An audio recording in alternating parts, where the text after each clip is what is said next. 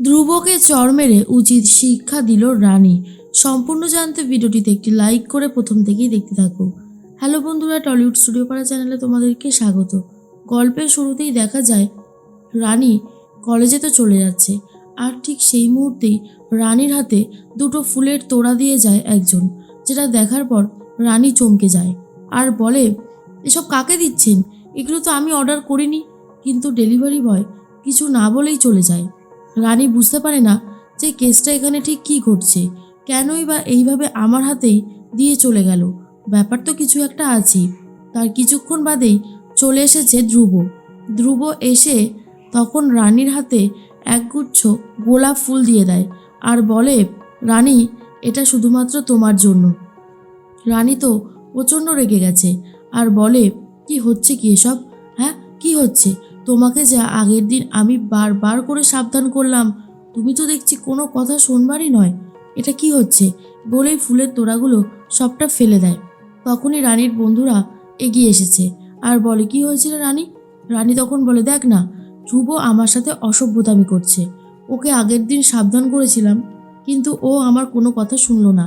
ও সেই একই জিনিস বারবার করে করে যাচ্ছে, যেটা আমার মোটেই ভালো লাগছে না। এই দেখ, আমাকে ফুলের তোড়া দিচ্ছে। তখনই শালিনী বলে, এই তুই কী রে? তোকে আগের দিনই সবাই মিলে বারণ করলো, তুই আবার সেই জিনিস করছিস? রানী তখন বলে, ও শুনবে না, ও এইভাবে শোনার মতো না।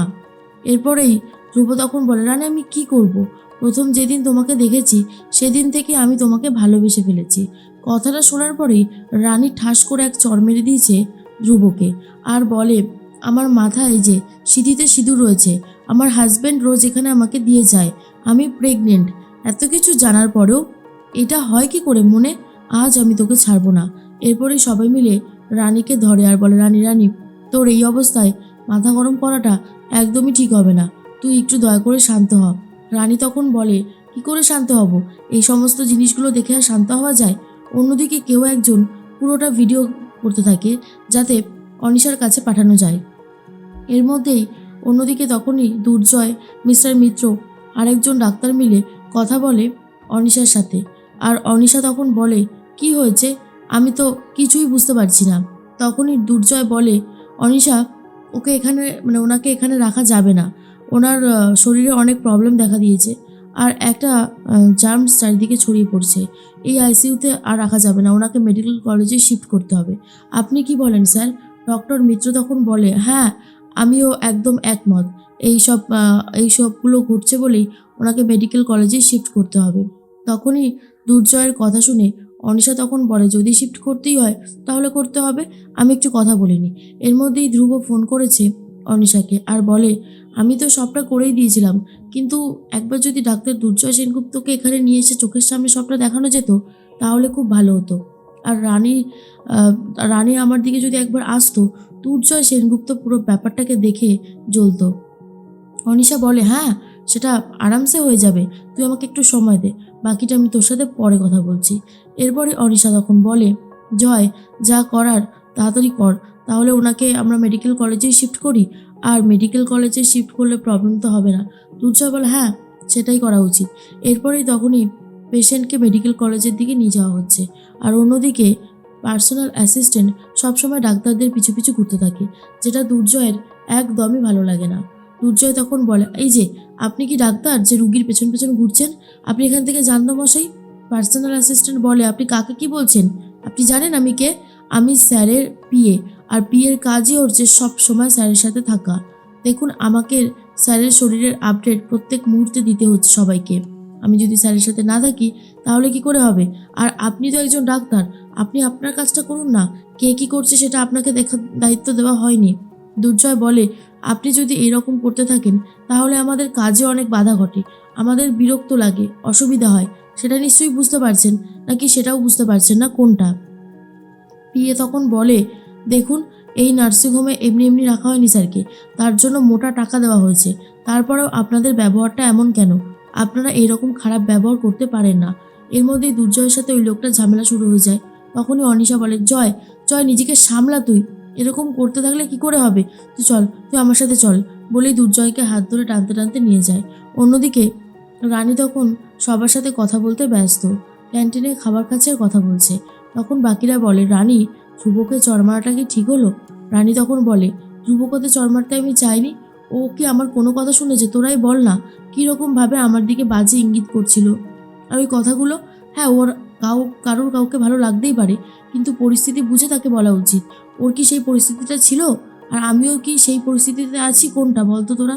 শালিনী বলে, দেখ, তুই আমাদের ওপর রাগ করিস না। রানী তখন বলে, আমি তোদের ওপর রাগ করছি না রে, আমি শুধু বলছি যে ধ্রুব যেটা করেছে সেটা ঠিক না, ওর জন্যই ওকে চড়টা মারা হয়েছে। এর মধ্যে আরেক বন্ধু এসে বলে, জানিস তো রানী, ব্যাপারটা বেশ সবাই দেখেছে আর সবাই কেমন একটা বলছে। এর মধ্যেই ধ্রুব চলে আসে আর বলে, আমার আর কিচ্ছু ভালো লাগছে না। তুমি আমাকে এইভাবে চড় মারলে রানী, আমার কিন্তু খুব কষ্ট হয়েছে, বিশ্বাস করো। তোমাকে তো আমি খুব ভালোবাসি, আর ভালোবাসার মানুষের থেকে চড় খেলে বুঝতেই পারছো কেমন লাগে। বলেই টুক করে সাইডে সরে যায়। রানী তখন বলে, আমি কিন্তু ওকে চড় মারতে চাইনি, তোরা তো জানিস কথাটা। শালিনী তখন বলে, আমি জানি, তোকে আমাদের কাছে এক্সপ্লেন করতে হবে না। সমস্ত ছেলেরা কোনোদিনও শোধরাবে না, বাদ দে তো। এদিকে বাজাজকে নিয়ে মেডিকেল কলেজে নিয়ে আসা হয়েছে। স্টুডেন্ট এসে বলে, আজকে রিয়েল পেশেন্টকে দিয়ে আমাদেরকে বোঝাবে। শুনলাম একজন রিয়েল পেশেন্ট এসেওছে।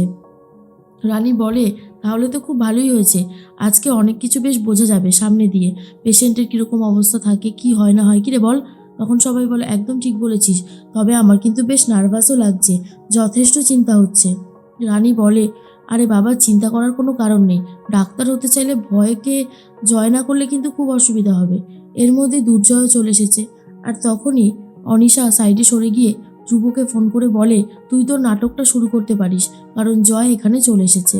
দুর্জয় অনেকক্ষণ ধরেই বসে আছে আর ভাবে একবার রানীকে ফোন করবে, ফোন করে বলবে সে মেডিকেল কলেজেই এসেছে, রানী আসবে।